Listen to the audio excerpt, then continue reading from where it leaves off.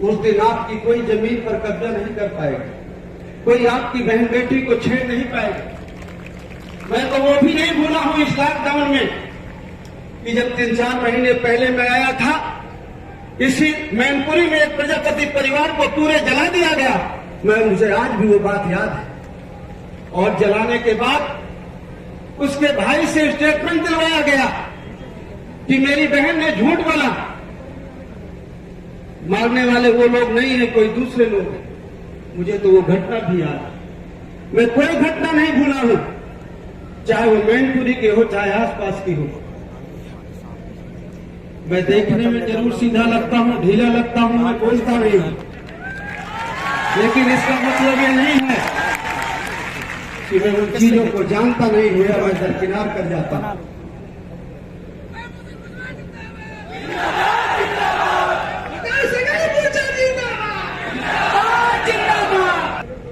कि किस किस ने उस प्रजापति समाज की घटना में किस किस अधिकारी ने बचाने का काम किया है, और जिस दिन समय आएगा उसको जवाब जरूर देना पड़ेगा। और वो समय लाने वाले होंगे आप लोग, जिस दिन आपने अपने वोट का सही प्रयोग किया। शायद 10 महीना बाकी है, ज्यादा दिन बाकी नहीं।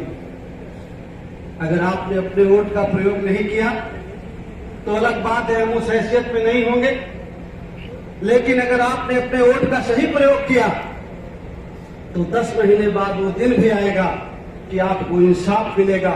जहां जहां भी आपके साथ अन्याय अत्याचार हुआ है वो इंसाफ मिलेगा। हम लोगों ने भागीदारी संकल्प मोर्चा बनाया है, अन्याय अत्याचार को रोकने के लिए बनाया है। इस देश का जो गरीब है, दलित है, पिछड़ा है, अकलियत है, उसके साथ न्याय हो। हम किसी के साथ अन्याय नहीं करना चाहते, लेकिन हम ये भी चाहते हैं कि दलित और पिछड़ा अकलियत के साथ भी अन्याय ना हो। न हम चाहते हैं कि किसी के साथ जुल्म जास्ती हो, और न हम चाहते हैं कि हम किसी के साथ जुल्म जास्ती करें। लेकिन अगर लोग हमारे साथ यही व्यवहार करना चाहते हैं, आज 74 साल की आजादी के बाद भी जो हमारे देश की समाज व्यवस्था है, जातिवादी मानसिकता है, वो पद पर हावी है, वो संविधान पर हावी है। जो संविधान ने हमें अधिकार दिया, जिस पद पर आप तक बैठे हो, आपकी जिम्मेदारी है कि आप न्याय करो।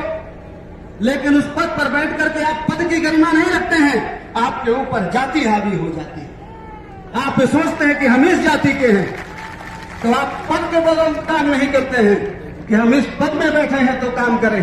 आप जाति देख करके काम करते हैं। और ये मत भूलिए कि आप जैसा काम करेंगे वैसा आपको मिलेगा। कुदरत के घर में देर है, अंधेर नहीं है। इसलिए मेरे दोस्तों, आपको अपनी वोट की ताकत को पहचानना पड़ेगा।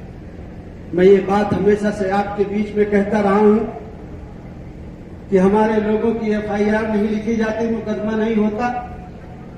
जैसे प्रजापति के केस में कार्रवाई नहीं हुई, सिपाही किसकी सुनता है, इंस्पेक्टर किसकी सुनता है, तहसील CO किसकी सुनता है, SP किसकी सुनता है। मैं तो आपको हमेशा ये बात कहता हूं, सिपाही उससे बड़ा, इंस्पेक्टर उससे बड़ा, CO उससे बड़ा, SP DIG IG DGP उससे बड़ा मुख्यमंत्री सरकार जो आपके वोट से बनती है। लेखपाल, तहसीलदार, SDM DM कमिश्नर, सचिव, मुख्य सचिव, उसके ऊपर सरकार, मुख्यमंत्री जो आपके वोट से बनता है। सारी ताकत आपके वोट पे है। आज अगर हम जुल्म जास्ती के शिकार हैं, हमें इंसाफ नहीं मिलता, तो हम किसी और को कोसते हैं। हम सोचते हैं कि जिम्मेवार कोई और है, और हम सोचते हैं कि हमारा इसी से हमारी जो कमियां हैं वो दूर हो जाती। जिम्मेवार कोई और नहीं है कि हमारी सुनाई नहीं होती। अगर हम गहराई से सुने तो उसके जिम्मेवार हम हैं। गलती हमने की है। अगर वोट देकर के हम उन्हें सत्ता में न पहुंचाते तो शायद ये अन्याय अत्याचार हमारे ऊपर नहीं। इसलिए ये लड़ाई हम उनको ठीक करके नहीं जीतेंगे। ये लड़ाई अगर हम ठीक हो जाए तो जीत जाएंगे, और जिस दिन हम ठीक हो जाएंगे तो किसी के माई के लाल की ताकत नहीं है कि हमारे ऊपर जुल्म जास्ती करें। आज हमारे बच्चों के हिस्से की सरकारी नौकरियां छीनी जा रही है, रिजर्वेशन खत्म हो रहा है, और हम सोचते हैं कि जिम्मेवार कोई और नहीं पकड़ा। रिजर्वेशन खत्म करने के लिए ये हमने उन्हें अधिकार दिया है वोट दे करके। हमने तो वोट दिया भगवान के नाम पर, गाय माता के नाम पर, भारत पाकिस्तान के नाम पर। आपने वोट तो अपने बच्चे को रोजगार के लिए दिया नहीं, आपने अपनी समस्या दूर करने के लिए वोट नहीं दिया। वोट तो दिया है आपने गाय माता के नाम पर, भगवान का घर बनाने के नाम पर।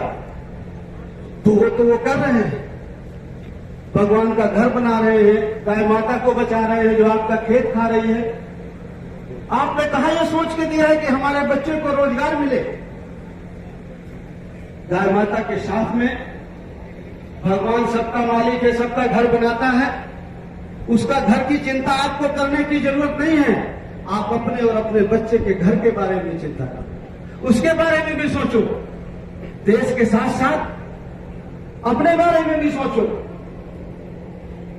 इस लोकसभा के चुनाव में आपका वोट गया भारत पाकिस्तान के नाम पर कि पाकिस्तान आ जाएगा, भारत पर कब्जा कर लेगा।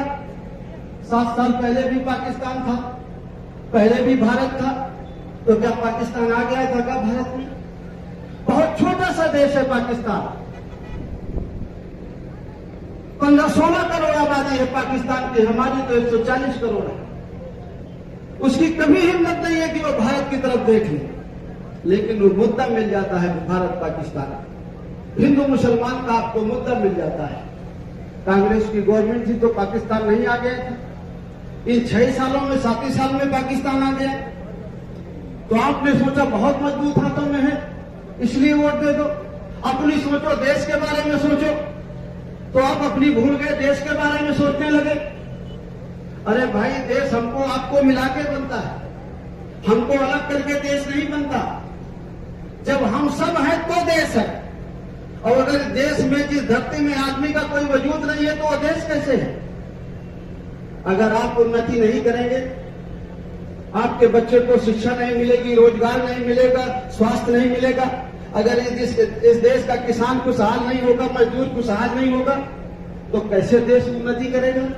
कैसे देश उन्नति करेगा? कैसे देश आगे बढ़ेगा? देश तो तभी आगे बढ़ेगा जब किसान खुशहाल हो, गरीब खुशहाल हो, बेरोजगार बच्चों को रोजगार मिले, मां बहनों की इज्जत सुरक्षित हो। जब हम सब सुरक्षित हो तो देश सुरक्षित हो। अगर आपको देश को उन्नति के रास्ते पर ले जाना है तो आपको पहले उन्नति अपने को उन्नति के रास्ते में ले जाना होगा।